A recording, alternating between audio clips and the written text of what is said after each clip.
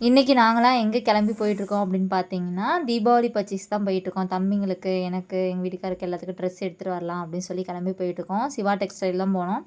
போய் எடுத்துட்டு இருக்கப்பயே ரொம்ப மழை வேற கொஞ்சம் ஓவர் ஜாஸ்தியாவே இருந்துச்சு.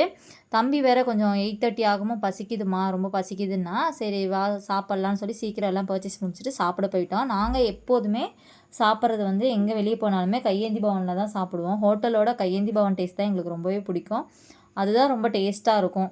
சரி அங்கேயே அப்படியே சாப்பிட்டுட்டு தம்பிங்களுக்கு வெடிலாம் வாங்கிட்டு கிளம்பலாம் அப்படின்னு சொல்லி போகிற வழியில் பார்த்தா ஒரு வெடி கடையும் இல்லை. எல்லாம் அப்போ தான் போட்டுட்டு இருந்தாங்க.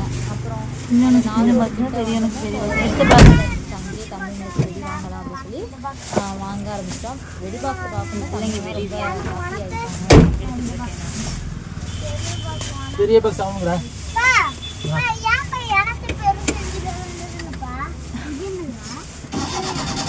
அது அப்பாக்கு சின்னது.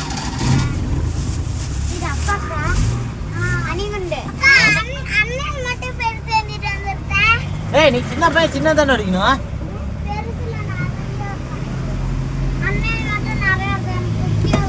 உனக்கும் இருக்கும். குட்டியில தான் நிறைய நைட்டு பட்டாசுலாம் இருக்கும்.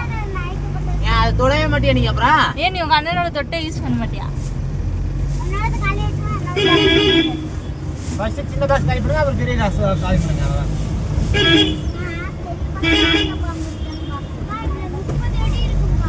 அது 20 அடி இருக்கு, அவ்வளோதான்டா.